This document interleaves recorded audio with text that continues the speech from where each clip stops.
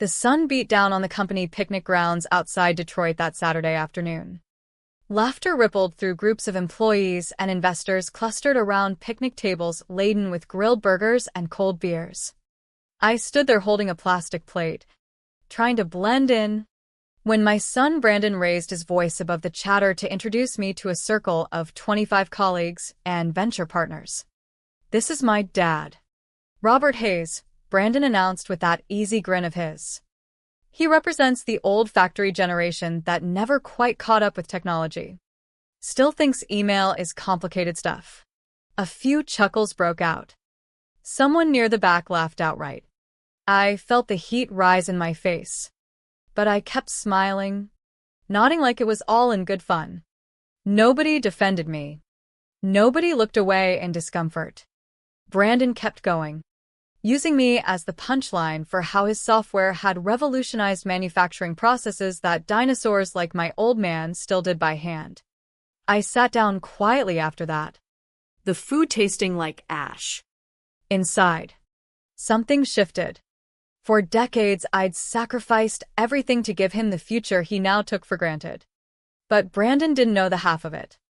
3 days later, I made a single phone call that would flip his world upside down and teach him the most expensive lesson imaginable. Let me take you back to the beginning. The way these things really unfold, slow at first, building like pressure in a steam engine. I grew up in a working-class neighborhood on the outskirts of Detroit in the late 1960s and 70s. My dad punched the clock at an auto parts factory. My mom took in sewing work to make ends meet. College wasn't even a conversation. But when the first personal computers started showing up in libraries and electronic stores in the early 80s, something clicked inside me. In 1985, I scrimped for 3 straight months of factory overtime paychecks to buy my first machine, a bulky Commodore 64 with that glowing green monitor. Brandon was just a toddler then, napping in his crib while I stayed up late after 12-hour shifts, poring over thick manuals by lamplight. My wife, Laura, shook her head and called it a foolish waste. Neighbors joked that I was chasing pipe dreams instead of fixing the leaky roof. But those nights changed me. I taught myself BASIC, then moved into assembly language, learning how circuits talk to software, how data flowed like blood through veins. I wasn't chasing fame or riches. I was simply obsessed, fascinated by the logic of it all. By 1990, I understood computers deeper than most university grads I met at trade shows. Brandon would toddle over sometimes, wide-eyed, asking what the blinking lights meant. I'd explain patiently, watching pride flicker across his little face. Those were good days. My first real gamble came in 1995. A sharp young engineer from the factory floor was launching a startup building inventory management software tailored for auto suppliers, simple on the surface, but elegant in execution. He needed $6,000 to incorporate and hire his first coder.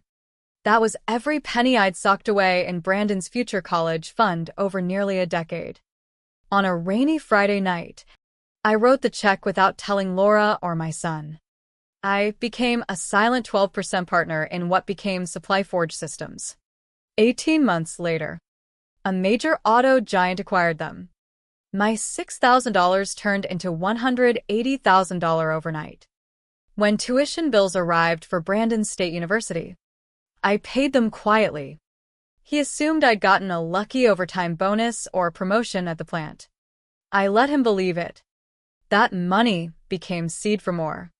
I devoured every business journal, annual report, and tech magazine I could find during lunch breaks. I learned venture capital mechanics, how to read founders, how to balance risk. I developed strict rules, research obsessively, meet founders face to face. Never bet more than I could lose without blinking. By 2000, I'd quietly backed 14 startups. 10 succeeded modestly, 4 collapsed. But the winners compounded. My hidden portfolio climbed past $450,000, then $950,000, then $1.4 million, all while I kept clocking in at the same factory, driving the same reliable pickup, living in our modest 3-bedroom house. Nobody suspected a thing. Brandon graduated debt-free and landed his first tech job. He'd call home excited, explaining new tools and platforms like he was teaching an old dog new tricks. I'd listen attentively, asking basic questions to let him feel wise. Meanwhile, I was already funding companies developing those exact innovations: early cloud tools for supply chains, mobile apps for factory floor tracking. I could read market shifts because I understood both the code and the grit of real manufacturing life. Brandon never asked how we afforded his education or the small extras. He was climbing his own ladder. Between 2005 and 2015, my approach grew more sophisticated.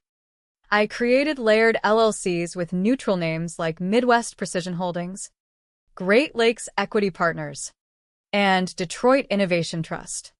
Lawyers structured everything with anonymity shields. Paperwork stacked high. Fees added up.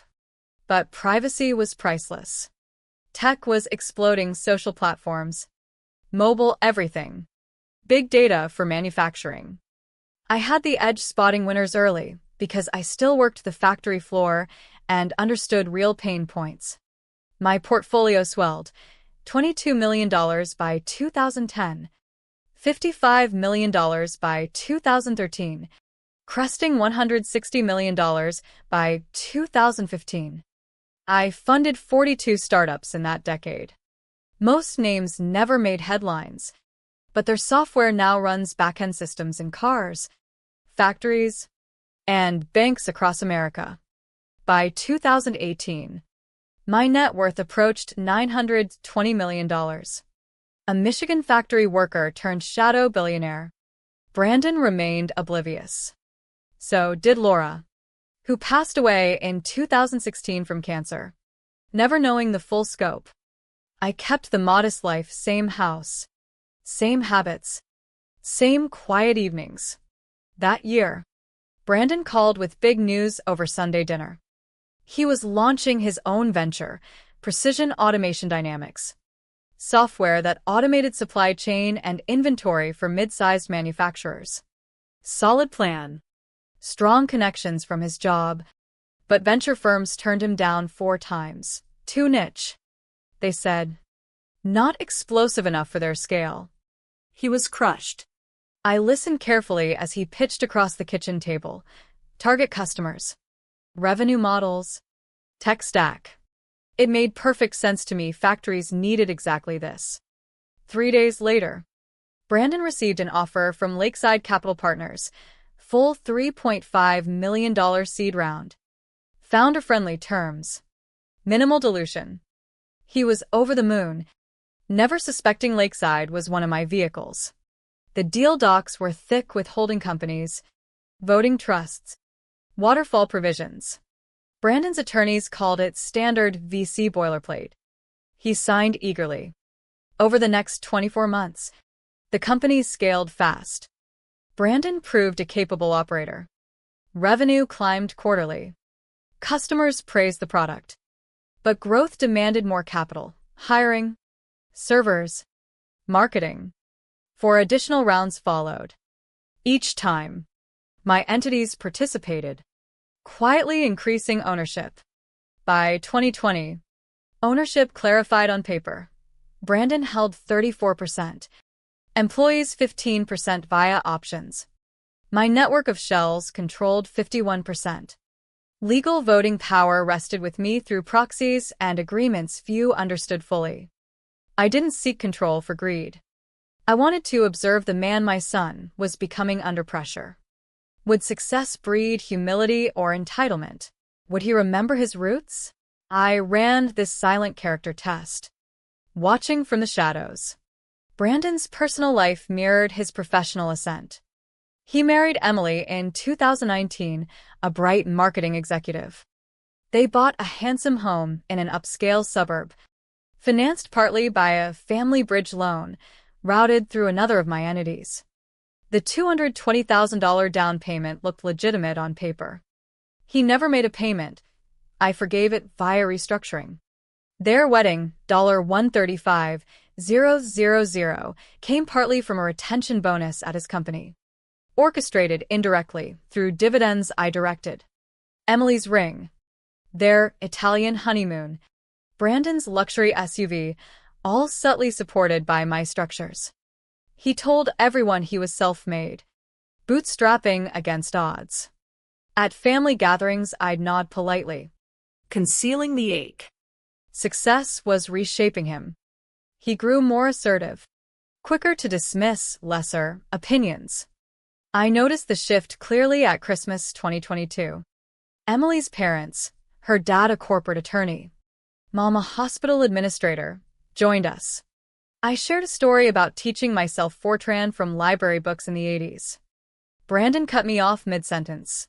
Dad, nobody wants to hear about ancient history. The table fell silent. Emily's parents shifted uncomfortably. Laura would have intervened, but she was gone. Brandon continued eating, unperturbed. I cleared dishes in silence that night, but the pattern was emerging. 6 months later, at his promotion celebration to senior leadership, he introduced me to colleagues. This is my dad. He still rocks a basic flip phone and thinks TikTok is a clock. Laughter erupted. He piled on about my supposed tech illiteracy. I smiled through it, but inside the humiliation burned. Father's Day 2023 crystallized it. We met at an upscale steakhouse.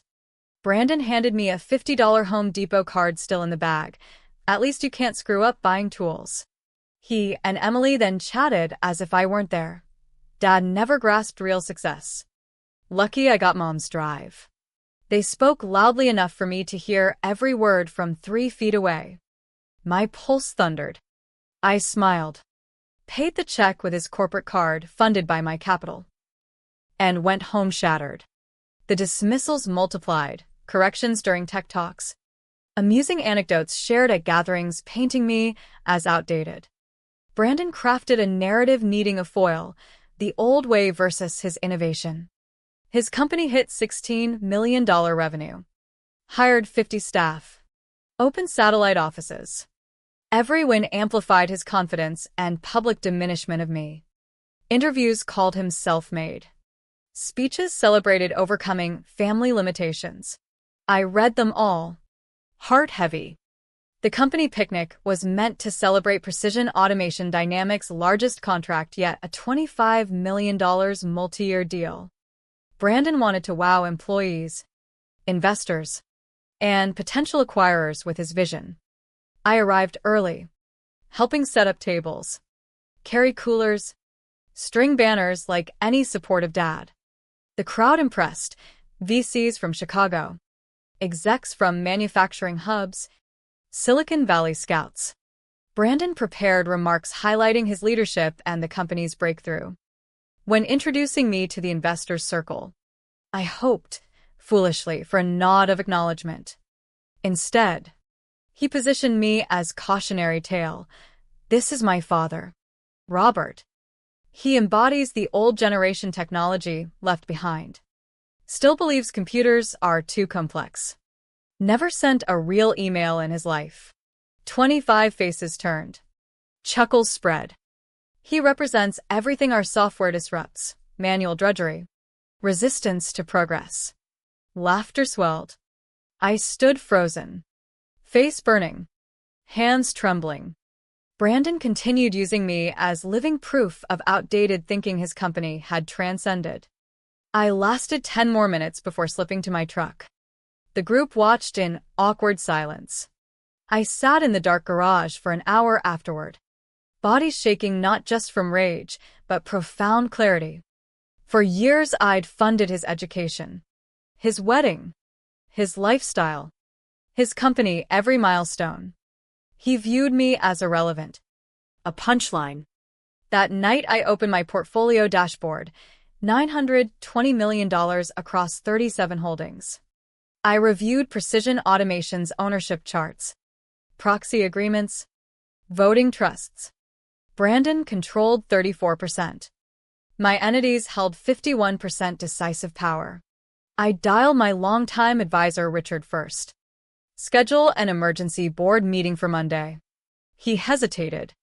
Everything okay with the portfolio? No, I said evenly. It's about my son. Monday morning in my home office, I reviewed decades of meticulously organized records, investment agreements from 1995 onward, corporate diagrams, legal opinions. Every step was documented, compliant, ironclad. I phoned my attorney Jonathan. I intend to exercise majority voting rights at Precision Automation. Remove Brandon as CEO. Long pause. That's within your authority. But it's drastic. Are you certain? Nevermore. We spent hours mapping governance, board protocols, removal justifications, transition plans. It was all legal. Tuesday brought the agenda. I added executive leadership review and potential restructuring. I prepared presentations analyzing performance, strong. Market positioning, solid. But emphasized character, respect, gratitude, understanding origins of success. This wasn't punitive business, it was corrective for his soul. Friday I confirmed with Richard. Proxies would attend. Outcome predetermined. This will alter your relationship permanently. It's already broken, I replied. He broke it. Monday 9 a.m. Conference room. Brandon arrived confident. Reports in hand. Expecting praise for Q3. 3 proxy attorneys in sharp suits entered precisely on time, men he'd met during funding rounds. Brandon greeted warmly, assuming more capital talk. Led attorney James Morrison opened. We're here for significant executive changes. Brandon's smile faltered. Morrison presented ownership records showing Lakeside, Midwest Precision, Detroit Innovation, and others collectively commanding 51% voting shares, all tracing to one beneficial owner, Robert Hayes. Brandon's face drained of color. $920 million portfolio. Active since 1995. You're saying my father owns my company? Morrison confirmed every round. Every dollar originated from me. Brandon protested. I built this. I earned it. You built excellently, Morrison said, but on your father's capital. Then the hammer, effective immediately. Brandon removed as CEO. New role. Senior Product Director reporting to incoming CEO Sandra Klein from a major enterprise software firm. Salary slashed from $160,000 to $65,000. Equity diluted. Corporate perks revoked. Brandon raged. Threats of lawsuits. Denial. Morrison calmly noted all was documented and enforceable. As they left, Morrison relayed my message. Some lessons only come the hard way. The changes hit like a freight train. Brandon's salary couldn't cover the $3,000 monthly mortgage. Refinancing failed. The house listed in a softening market. Emily grew furious, questioning how he'd missed ownership details. Colleagues distanced themselves. Industry whispers spread. Leadership upheaval. Family drama. Brandon tried contacting proxies, no replies. His attorney confirmed the structure's legality. He drove to my house repeatedly. I didn't answer. Voicemails and texts went unread. The local business press reported, founder steps down after investor-led restructuring. Reputation damage mounted. Thursday evening he appeared at my door. We sat in the living room filled with childhood memories, homework table, baseball trophies. How could you do this? He asked. Voice cracking. I did this for you, I replied softly. To teach respect. He insisted it was about power. I reminded him of the picnic, the promotion party, Christmas, Father's Day, every public dismissal. I was just joking about generational gaps. You humiliated me in front of 25 people. Made me the joke. 2 weeks later, I listed the house. Brandon called seeing the sign. "You can't just leave." "You showed me I don't belong in your world," I said. The house sold fast, cash. No contingencies. I packed memories, photos, artwork, report cards. Driving past his office one last time, I felt sadness, but also liberation. No more pretending. No more enduring disrespect. I flew to Sarasota, Florida, sunny, anonymous. Bought a modest condo overlooking the Gulf. Joined an investors group where experience was valued, not mocked. I consulted young founders. Shared war stories from funding 37 companies. Conversations flowed naturally. My knowledge earned respect. I bought a small boat. Fished at dawn. Volunteered teaching literacy and basic computing to seniors. For the first time in decades, I breathed freely. Meanwhile, Brandon's life unraveled. New CEO Sandra demanded accountability, challenging every decision. Salary drop made bills unsustainable. House sold at loss. Emily filed for divorce 3 months post-meeting, citing misrepresented finances and instability. Court awarded her primary custody. Brandon moved to a small apartment, drove a used sedan, shopped discount stores. Industry gossip intensified. The self-made founder had been secretly bankrolled by his father all along, the same father he'd ridiculed. Former allies vanished. Speaking invites dried up. Conferences canceled him. At events, whispers followed. "That's Brandon, the guy whose dad owned everything." Shame replaced confidence. 6 months in, finances strangled Brandon. Child support, rent, insurance on $65,000 salary. Job hunting failed, reputation tainted. He drank more, withdrew. Apartment felt empty. Former life erased. One night he pored over old albums. Every photo showed me quietly supporting graduations, wedding, holidays. He recalled unasked questions about tuition money, wedding funds, bonuses. The pattern hit him. Decades of invisible sacrifice met with growing arrogance. He wrote a long letter detailing regrets, arrogance, specific humiliations, including the picnic. "You weren't holding me back. You were the foundation. I'm sorry." Mailed to my Florida address. 3 weeks later, I read it twice. Then filed it. Genuine on surface, but tested only in loss. True growth needs proof. I called from block number. "I got your letter. I meant every word. Let me make it right." "That takes time and actions," I said. "Show me you've changed. Treat people with respect regardless of status." Live humbly. Brandon took a junior developer role at a small firm. Entry pay. No title. He listened instead of lecturing. Respected all staff equally. Volunteered teaching tech to elders reminiscent of me. Bought a simple home. Lived modestly. Prioritized presence with his kids over extravagance. Relationships slowly warmed. 2 years later, another letter arrived. Updates on work, volunteering, kids, character efforts. Photo enclosed.